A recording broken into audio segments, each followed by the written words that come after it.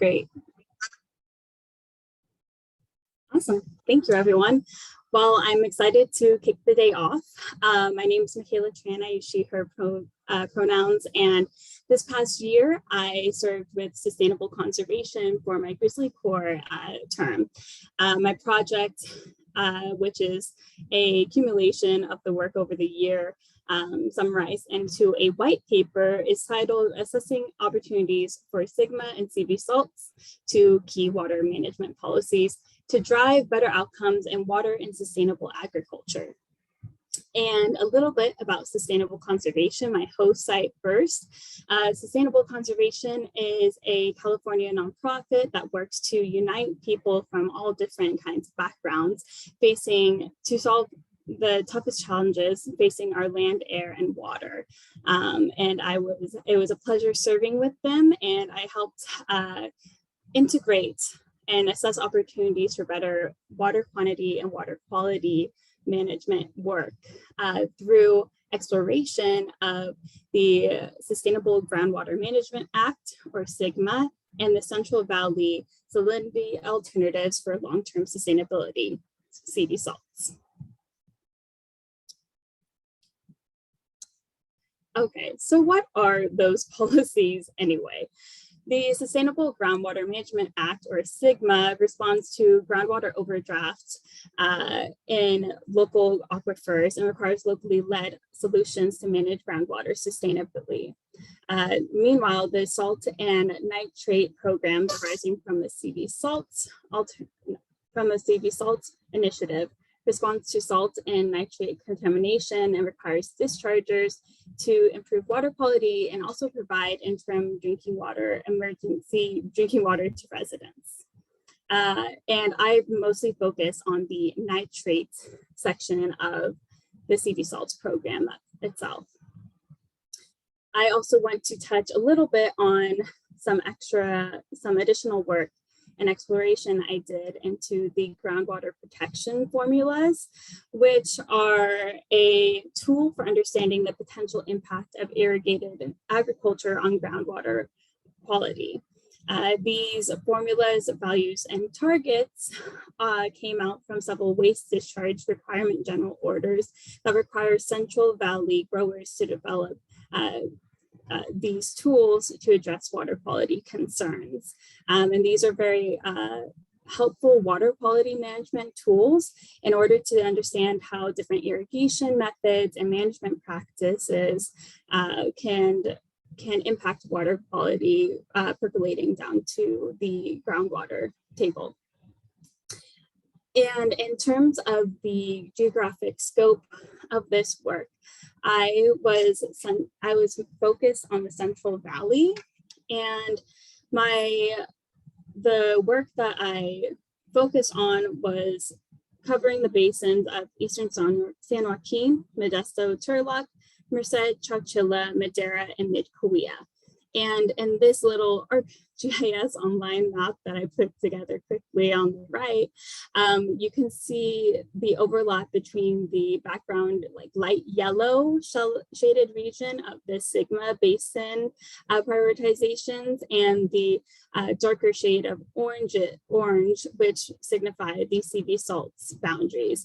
Obviously, these two water management policies overlap quite nicely in terms of the actual physical boundaries that they are addressing, which lands and growers that they are having to coordinate with. And so while SGMA focuses primarily on water quantity issues and CV SALTS focuses primarily on water quality issues, and of course water itself doesn't divide itself equally between quality and quantity when it's dealing with all of the issues of impacting it. This obviously reveals many ample opportunities for better integration of these policy works. For my white paper and project, I took a qualitative research approach where in total, I attended over 60 meetings divided by either groundwater sustainability agencies, which are the regional, most directly regional agencies in charge of carrying out SGMA. And I also attended meetings from CV SALTS, which included those from the more regional entities of dischargers involved in the nitrate management zones. And when I attended these meetings, I took notes and then later coded these notes through 3 different key themes, and that included community health, ecosystem health, and agricultural and economic health. And these 3 key themes, or what are commonly referred to as 3 pillars of sustainability, were used as a framework in order to identify ways to better integrate social, economic, and ecological facets of sustainability together. And I really looked to capture the attitudes and tones and reactions from those at the meetings, kind of tease out how they were feeling about how SGMA or CV SALTS was going, what types of projects were they talking about, what was their tone when they were talking to each other about whatever state mandate or order was coming down to them, and which interests were most readily discussed or most frequently discussed, and which interests were maybe not discussed as often. And so you can see in the bottom right table that breakdown of meeting engagement by the program and the basin. And you'll see that there were fewer CV SALTS meetings in comparison to SGMA, just because CV SALTS itself is earlier in its implementation timeline. And so SGMA is a little bit more in the swing of things, I guess, and has more meeting activities that I was able to attend during this COVID virtual year. So what did I find? The research findings were quite robust. And you can see the dataset entries, which were entries referred to the codes of text that I coded under a certain theme or a certain code. And so the dataset entries by theme can help show which area of sustainability or category theme was most readily talked about during the meetings I attended.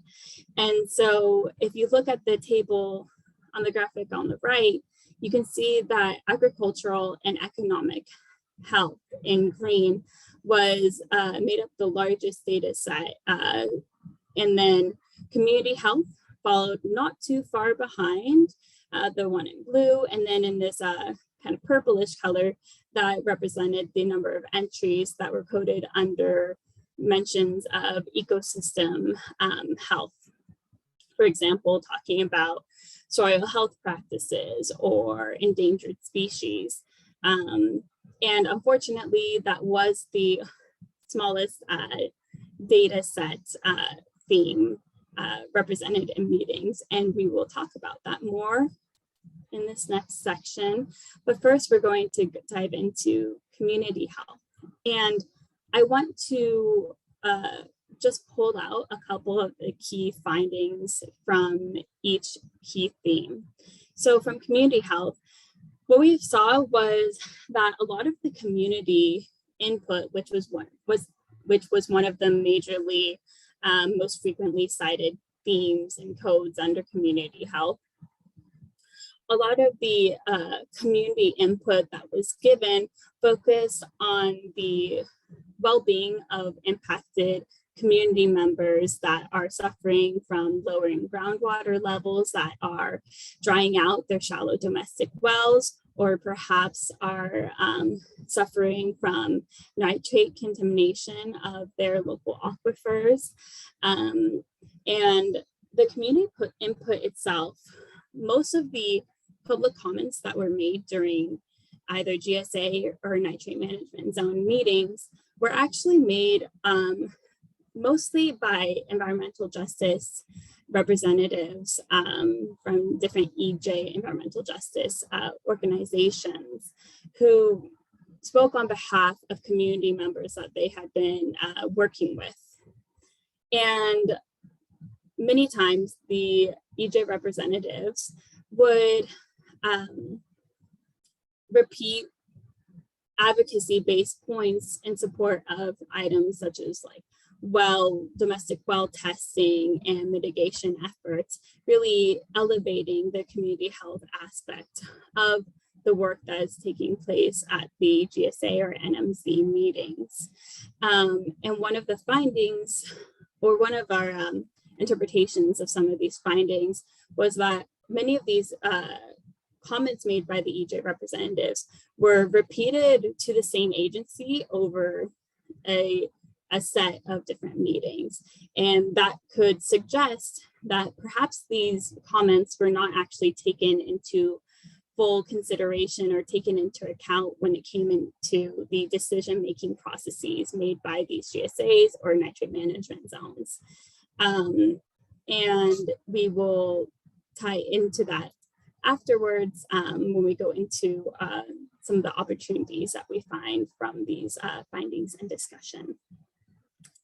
In terms of another item from community health, there was also lots of mentions of water quality concerning safe drinking water. Some of those comments were from some of the community input pieces that I mentioned just a bit ago. And it was also important to see water quality being brought up in different groundwater sustainability agencies, or not being talked about as often as we would have liked. Since groundwater sustainability agencies often do focus on water quantity rather than quality, it is very important to also tie into water quality aspects of the work and make sure that their water management efforts are holistic in their approach. Okay, and I want to make sure I'm doing okay on time. Eliza, do you have a time check?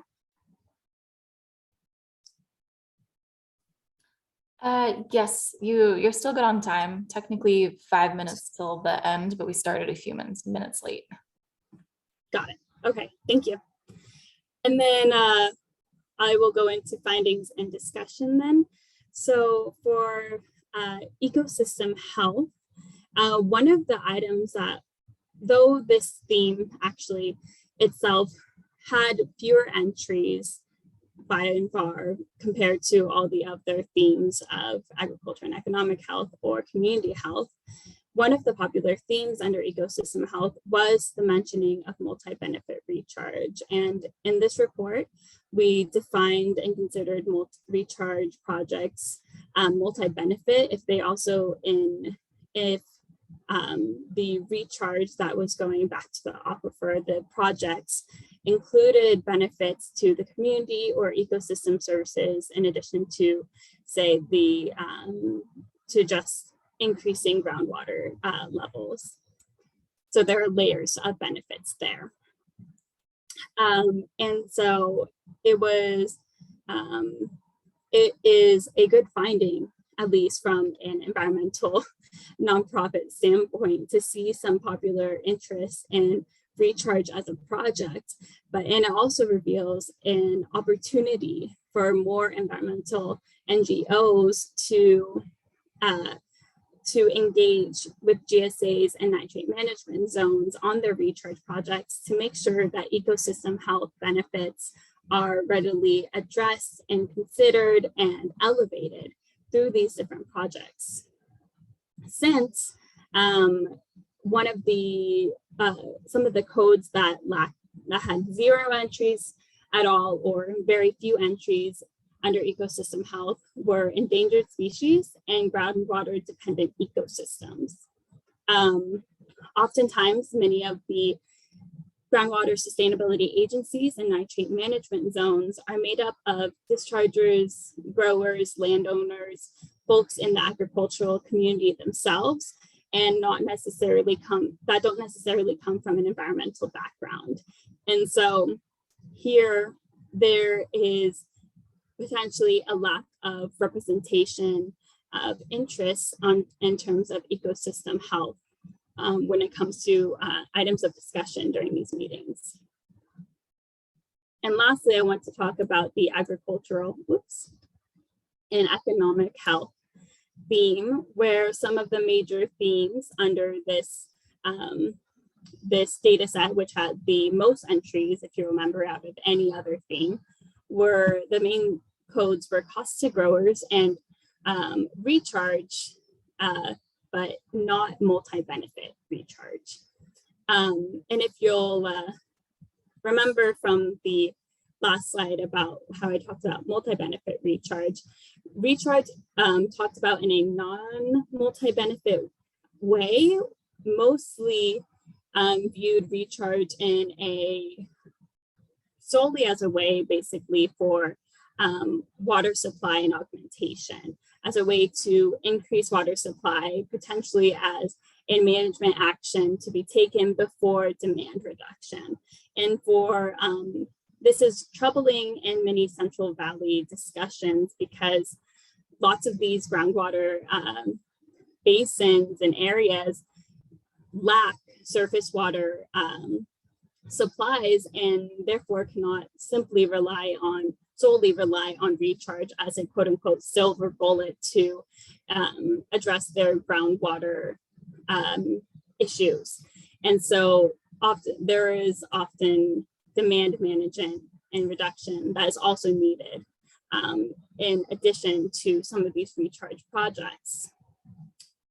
And then I touched on this a little bit, but some of the costs to growers code included discussions and meetings about pumping fees, water allocations, restrictions and limits on groundwater usage that is posed to growers in the region.